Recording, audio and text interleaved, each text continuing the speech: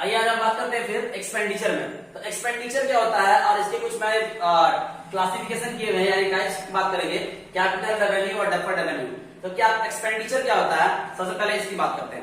तो एक्सपेंडिचर का मतलब क्या हो गया कि यदि आप कोई भी एसेट्स, गुड्स और सर्विस को एक्वायर करने के लिए जो भी अमाउंट स्पेंड करते हो वो क्या कहलाएगा, एक्सपेंडिचर। यानी इसमें पॉइंट क्या निकल गया है, आपको पॉइंट ध्यान में रखना है यहां पे कि amount spend for acquiring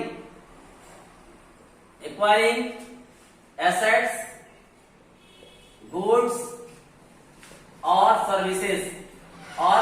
services, यानी कि एसेट्स, गुड्स और सर्विस को एक्वायर करने के लिए जो भी आपने अमाउंट स्पेंड किया है वो क्या कहलाएगा, एक्सपेंडिचर। यानी एकदम सिंपल लाइन में अब इसको और नॉर्मली बात करें तो जो भी आपने एसेट्स, गुड्स और सर्विस को एक साथ याद रख लें आप, और एसेट्स को एक साथ याद रख लें। यानी इनको एक्वायर का मतलब क्या होता है सर, परचेज करने के लिए। एक्वायर याद रहेगा आपको, तो आप यहाँ पे वर्ड इसको ऐसे याद रख सकते हैं, परचेज। एक्वायर का मतलब यहाँ पे परचेज करने के लिए, ठीक है, परचेज ऑफ एसेट्स, गुड्स और सर्विसेज। यानी सर इसका मतलब जो भी हम एसेट्स, गुड्स या सर्विस परचेज करते हैं तो परचेज करने के बाद जो अमाउंट स्पेंड, यानी अमाउंट स्पेंड का मतलब जो भी आपके पैसे खर्च हो रहे हैं वो क्या कहलाएगा, आपका एक्सपेंडिचर। सिंपल टर्म याद रखना है, कुछ भी कोई ऐसा नहीं है कि इतने बड़े डेफिनेशन है और इतनी बड़ी चीजें। यानी एसेट्स, गुड्स, सर्विस एक्वायर करेंगे, एक्वायर मतलब परचेज करेंगे, करने के लिए जो भी खर्चा आएगा वो सारा का सारा क्या होगा, एक्सपेंडिचर होगा। बस सिंपल सी चीज है। अब हम बात करेंगे यहाँ पर इसके क्लासिफिकेशन में। तो क्लासिफिकेशन में क्या है, मैंने 3 क्लासिफाई किया हुआ इसे, कैपिटल, रेवेन्यू और डेफर्ड रेवेन्यू। सर कैपिटल क्या होता है, रेवेन्यू क्या होता है, डेफर्ड रेवेन्यू क्या होता है, ये वाली बात है। तो फिर आप कैपिटल और रेवेन्यू आपको यहाँ पर मिल गया। जैसे आपने लास्ट वीडियो में रिसिप्ट में भी देखा होगा कैपिटल रिसिप्ट और रेवेन्यू रिसिप्ट, तो यहाँ पर भी सर कुछ ऐसा ही सोचना है क्या, सोचना तो वैसा ही है समझने पॉइंट ऑफ व्यू से। यानी कि आपको कैपिटल और रेवेन्यू में, तो कैपिटल में लॉन्ग टर्म और रेवेन्यू में रेकरिंग या शॉर्ट टर्म की आप बात करते हैं। तो यानी एक्सपेंसेस की यदि बात करें तो कैपिटल में क्या आ जाएगी और रेवेन्यू में क्या आ जाएगा, पहले इस बातों को आप बिल्कुल ध्यान से समझ लें। तो कैपिटल में आ जाएगा वो एक्सपेंडिचर जो आप एसेट्स को, और एसेट्स भी कौन सा, फिक्स एसेट्स को एक्वायर करने के लिए करते हो, वो एक्सपेंडिचर क्या कहलाएगा, कैपिटल एक्सपेंडिचर। सर इसका मतलब फिक्स एसेट्स जितने भी हम एक्वायर करेंगे वो सब के सब क्या कैपिटल एक्सपेंडिचर होंगे, बिल्कुल।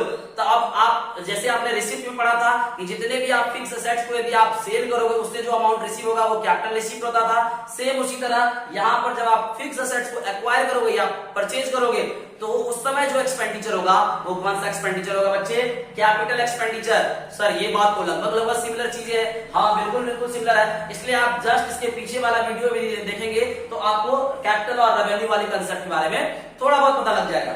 फिर मैं यदि रेवेन्यू की बात करूं तो रेवेन्यू में क्या होता है बच्चे, यानी वो अमाउंट जो आप गुड्स और सर्विस को एक्वायर या परचेज करने के लिए करते हो वो एक्सपेंडिचर क्या कहलाता है, आपका रेवेन्यू एक्सपेंडिचर कहलाता है। हाँ सर ये वाली बात तो क्लियर और मैच कर रही है कि वहां पर भी आपने बोला था कि गुड्स और सर्विसेज को सेल करने के बाद जो अमाउंट रिसीव होता है वो रेवेन्यू रिसीव होता था।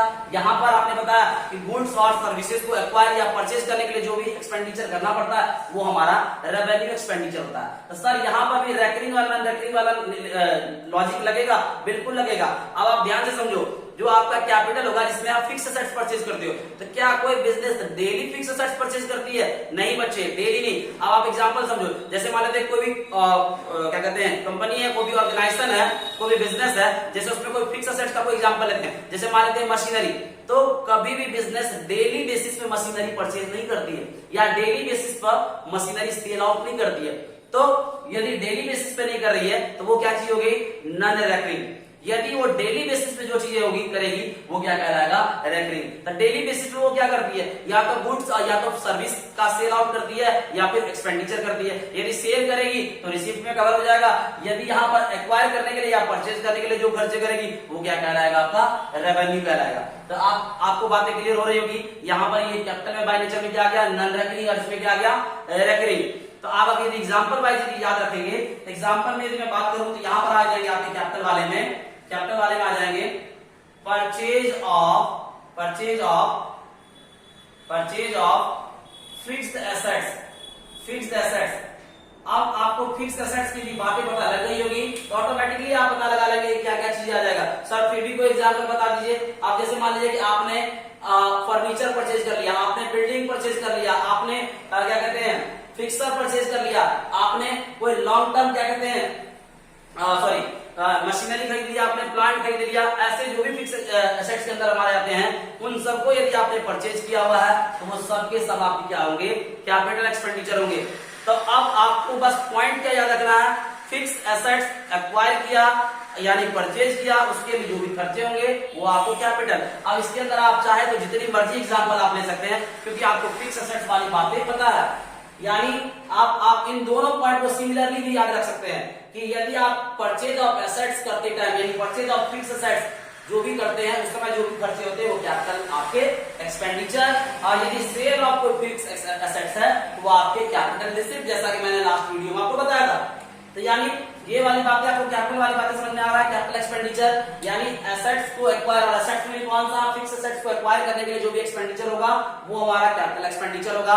रेवेन्यू में भी मैंने क्या बताया था कि यदि कोई भी गुड्स और सर्विसेज को एक्वायर करने के लिए जो भी आपको एक्सपेंडिचर करने पड़ते हैं, purchase of goods and services, ये भी जो भी चीजें होगी वो किसमें आ जाएगा आपका रेवेन्यू एक्सपेंडिचर। सर इसका कोई और एग्जांपल बताएंगे? बिल्कुल बताएंगे।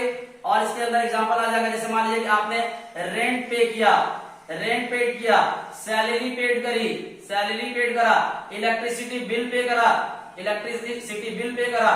तो सर ये कैसे हमारे इलेक्ट्रिसिटी बिल पे करा आपने, ये कैसे हमारे रेवेन्यू एक्सपेंडिचर के अंदर आएंगे? तो अब यहाँ पर बात करते हैं, अब यहाँ पर आपने रेंट पेड करा, अब यहाँ तो रेंट पेड में आप सर्विस ले रहे हैं तो ऑफकोर्स यहाँ पर परचेज आप यानी सर्विस आप एक्वायर कर रहे हैं, खरीद रहे हैं, उसके बदले में आपने अमाउंट जो पे करा वो आ गया रेवेन्यू में। तो लॉजिक बिल्कुल एकदम सेट करते चलेंगे। आप जैसे मान लीजिए सर आपने गुड्स का कोई एग्जाम्पल ले लिया तो आप गुड्स ले लीजिए, तो परचेज ऑफ गुड्स मैंने पहले लिख दिया। यदि आप गुड्स का परचेज करते हैं या फिर कॉस्ट ऑफ गुड्स कह सकते हैं, वो सबके सब किसमें आ जाएंगे, हमारे रेवेन्यू एक्सपेंडिचर के अंदर आ जाएंगे। यानी इन बेसिक लाइन बात करें तो आपको ये दोनों बातें को भी याद रखने का बस सिंपल सा तरीका क्या है कि यदि आप फिक्स एसेट्स को परचेज करते हैं उस समय जो भी आप एक्सपेंडिचर कैपिटल एक्सपेंडिचर, यदि आप कोई गुड्स या सर्विसेज एक्वायर करते हैं परचेज करते हैं उस समय जो भी एक्सपेंडिचर वो आपका क्या रेवेन्यू एक्सपेंडिचर। अब आप जितने मर्जी चाहे एग्जांपल ले लो, बहुत तरह के एग्जांपल आ जाएंगे, बस आपको बेस बात याद रहनी चाहिए। यदि बेसिक बातें आपको क्लियर है तो आप अपने मन से सर और भी इलेक्ट्रिसिटी बिल के अलावा आप देख लो कि किसी बिजनेस में कितने टाइप के ऐसे एक्सपेंडिचर होते हैं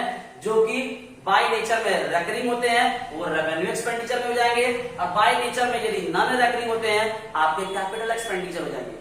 सिंपल सा पॉइंट याद रखना, कोई रट्टाफिकेशन वाली चीजें नहीं है, एकदम कंसेप्ट याद रखना है क्योंकि एकदम की वर्ड आपको मैंने बताया हुआ कि यानी आपने फिक्स एसेट्स को परचेज करना है और यहाँ पर आपने क्या परचेज करना है, गुड्स और सर्विसेज को परचेज करना है। ठीक है, तो ये वाली बातें आपको क्लियर हो गई होगी, कैपिटल और रेवेन्यू वाली बातें। अब हम बात करते हैं कुछ और, यानी इसके एग्जांपल में आपको ये बातें ऑलमोस्ट क्लियर है। अब हम बात करेंगे डेफर्ड रेवेन्यू एक्सपेंडिचर में। अब हम बात करेंगे डेफर्ड रेवेन्यू एक्सपेंडिचर में। तो डेफर्ड रेवेन्यू एक्सपेंडिचर क्या होता है? सर ये कोई दोनों से अलग होती है चीजें? नहीं बच्चे, ये अलग नहीं होता है। आपको ये मतलब रेवेन्यू टाइप की चीजें होती है। इसमें आप पहले पॉइंट याद रखें, ये बाय नेचर में जो होता है आपका रेवेन्यू ही होता है, रेवेन्यू ही होता है। ठीक है, और इसके बेनिफिट्स जो होते हैं आपको, बेनिफिट्स जो होते हैं आपको, ये मोर देन 1 ईयर तक आपको मिलने वाले हैं, मोर देन 1 ईयर तक। अब सर इस दो ही पॉइंट बस इसमें याद रखेंगे। हाँ, आप इस दो पॉइंट को पहले क्लियरली समझिए क्या होता है डेफर्ड रेवेन्यू। डेफर्ड का मतलब क्या होता है? रेवेन्यू से आगे लगा हुआ, तो रेवेन्यू की बातें कभी आपने समझ ही रखा हुआ है। अब आप समझे डेफर्ड का मतलब, डेफर्ड का मतलब क्या है? किसी भी चीजों को आगे तक के लिए कैरी फॉरवर्ड करना, आगे तक के लिए डेफर्ड करना, डेफर्ड। अब इसमें हमने बात करी है डेफर्ड रेवेन्यू एक्सपेंडिचर में। मैंने पहले आपको क्या बताया, ये बाय नेचर में पहली बात की रेवेन्यू होते हैं। दूसरा मैंने बताया बेनिफिट्स इसका मोर देन 1 ईयर तक होता है। अब तीसरा मैं आपको जो एग्जांपल देने वाला हूं, आप एग्जांपल पहले जान लेंगे, ऑटोमेटिकली आपको ये बातें क्लियर हो जाएगी। मैं एग्जांपल में पहले आपको बताता हूं। यहां पे large amount spent on advertisement। अब आप ध्यान से समझिए कैसे। अब आपने एडवर्टाइजमेंट पे कोई यदि लार्ज अमाउंट स्पेंड करा है तो ये आपका डेफर्ड रेवेन्यू कैसे है, इस कहानी को बिल्कुल ध्यान से समझिए। अब कोई भी बिजनेस है, कोई भी ऑर्गेनाइजेशन है, यदि वो अपने एडवर्टीजमेंट पे यदि एक्सपेंडिचर करती है तो इस बात का इस चीजों का उसे बेनिफिट कई साल तक मिलने वाला है। कई साल का मतलब क्या हो गया, मोर देन 1 ईयर। मतलब आप एग्जांपल वाइज समझो, जैसे मान लेते हैं कि कोई बड़ी सी कंपनी है, जैसे मान लेते हैं कि पेप्सी की कोई कंपनी है, उसने कोई ऐड करवाया बहुत बड़ा, तब उसे भी नहीं पता है कि इसका बेनिफिट उसे कितने साल तक मिलने वाला है, लेकिन फिर भी वो एक एस्टिमेट करती है तो उसका बेनिफिट मोर देन 1 ईयर तक तो जाने ही वाला है। तो अब यदि वो मोर देन 1 ईयर तक बेनिफिट का मतलब क्या हो गया, डेफर्ड वाली बात हो गई। मतलब कि आप स्पेंड तो आज ही कर रहे हैं अमाउंट, लेकिन इसके बेनिफिट्स कई साल तक ले पा रहे हैं। तो अब इन बेनिफिट्स कई साल तक यदि का मतलब हो गया डेफर्ड, मतलब आप इसे कई साल तक डेफर्ड कर रहे हैं, इसलिए इसका नाम पड़ा बच्चे डेफर्ड रेवेन्यू एक्सपेंडिचर। अब इस पे थोड़ा और भी कहानी समझिए आप क्या होता है। अब जैसे मान लेते हैं कोई कंपनी है जो बहुत बड़ा एड पे हैवी अमाउंट स्पेंड करती है, जैसे मान लेते हैं कि कोई क्या कहते हैं सॉफ्ट ड्रिंक की बातें कर लेते हैं कि जैसे मान लेते हैं कोई पेप्सी वाली या कोको कोला कोई कंपनी है, उन्होंने क्या करा कि 10 करोड़ रुपए दे करके कोई एड शूट करवाया या एडवर्टीजमेंट पे खर्च करे। अब वो 10 करोड़ जो होगा आज के आज ही स्पेंड हो गए, ठीक है, लेकिन उसके इन टर्म्स ऑफ बेनिफिट की यदि बात करें तो अभी मैंने जैसा आपको बताया था कई साल तक मिलने वाला है। तो अब कंपनी या ऑर्गेनाइजेशन क्या करती है, अपने बुक्स ऑफ अकाउंट्स में उसे ईयर बाय ईयर क्या करती है, रिटर्न ऑफ करते रहती है ईयर बाय ईयर। जैसे अब 10 करोड़ उसने स्पेंड करे, तब उसे क्या करेगी, एस्टिमेटेड कर लेती है इसका बेनिफिट यदि हम 5 ईयर तक लेने वाले हैं, तो वो अपने बुक्स ऑफ अकाउंट्स में हर ईयर 2 करोड़ ऐसे रिटर्न ऑफ करेगी। यानी बाकी रिटर्न ऑफ करने के बाद जो आपका अमाउंट बचता है वही चीजें आपकी क्या कहलाती है, आपको याद करो मैंने फिक्टिशियस एसेट्स पे भी इसकी बातें करी थी। यानी वो एक्चुअल में एसेट्स आपका है नहीं, लेकिन आपने 10 करोड़ में से सपोज कर लेते हैं इस ईयर में आपने 2 करोड़ जो अपने बुक्स ऑफ अकाउंट्स में शो कर लिया। अब जो आपके पास रिमेनिंग 8 करोड़ जिसे आपने बुक्स ऑफ अकाउंट्स अभी तक शो नहीं कराया, प्रेजेंट नहीं करा, तो वो आपके लिए एक एसेट्स की तरह काम करता है। उसी चीज का नाम था फिक्टिशियस। मैंने बताया था कि आगे आपको ये चीजें और क्लियर होगी। तो वो फिक्टिशियस एसेट्स है। अब जबकि आप डेफर्ड रेवेन्यू एक्सपेंडिचर पढ़ रहे हैं, तो ये बाय नेचर में डेफर्ड है। तो सर हम कौन से अमाउंट को डेफर्ड बोलेंगे और कौन से अमाउंट को हम फिक्टिशियस बोलेंगे? जो आपका टोटल अमाउंट स्पेंड हुआ जो 10 करोड़ हो गए, वो आपका बाय नेचर में आप रेवेन्यू मान के चल रहे हैं, ठीक है, क्योंकि वहां पर कोई एसेट्स आपका एक्वायर नहीं हुआ, तो कैपिटल तो एक्सपेंडिचर होगा ही नहीं होगा। आपने इसी साल पूरे अमाउंट पे कर लिए हैं और इसी कारण आपके पास कोई एसेट्स नहीं आया, इसलिए बाय नेचर में आपको डिफरेंस पता लग रहा होगा ये रेवेन्यू है। लेकिन बेनिफिट्स इन द टर्म क्या कह सकते हैं आप, इसे कई साल तक आप लेने वाले हैं, इसलिए बेनिफिट्स कई टर्म आगे तक लेने वाले हैं, तो इसलिए उसको बाय नेचर में फिक्टिशियस वहां पे बोला गया था। यानी जितना अमाउंट रिटर्न ऑफ करने के लिए बचा हुआ है वो सारा अमाउंट आपका बाय नेचर में फिक्टिशियस होगा, और ये टोटल अमाउंट जो आपने स्पेंड करा ये आपका क्या कहलाएगा, डेफर्ड रेवेन्यू एक्सपेंडिचर। यानी हर साल उसे आप 5 सालों तक बेनिफिट लेने वाले हैं। सर ये बात कौन डिसाइड करता है कि कितने साल तक हम बेनिफिट लेने वाले होते हैं? ये कंपनी की ऑर्गेनाइजेशन की अपनी इंटरनल चीज होती है कि उसे कब तक उसे रिटर्न ऑफ करना होता है, ठीक है। तो ये डेफर्ड वाली बातें आपको क्लियर हो रही है कि आपको सर इसमें और भी कोई एग्जांपल है? नहीं, इन जनरली बच्चे आपको इसे हम एडवर्टीजमेंट का एग्जांपल देते हैं या फिर एडवर्टीजमेंट सस्पेंस के नाम से जानते हैं, क्योंकि आगे साल कितना डेफर्ड होने वाला होता है ये चीजें कंपनी खुद डिसाइड करती है, डिपेंड अपॉन उनके बहुत सारी चीजों देखते हुए, सेल सबको देखते हुए ये चीजें डिसाइड करती है। तो डेफर्ड में क्या याद रखना है, बाय नेचर में रेवेन्यू होता है, बेनिफिट्स आपको मोर देन 1 ईयर तक लेना है, इसलिए ये चीजें मोर देन 1 का मतलब हो गया डेफर्ड कर रहे हैं आप उस पेमेंट, जो भी आपने पेमेंट करी है तो वही पेमेंट जो डेफर्ड हो रहा है, इसलिए वर्ड यहाँ पे यूज हो गया डेफर्ड। बाय नेचर में तो रेवेन्यू नहीं, इसलिए डेफर्ड रेवेन्यू एक्सपेंडिचर।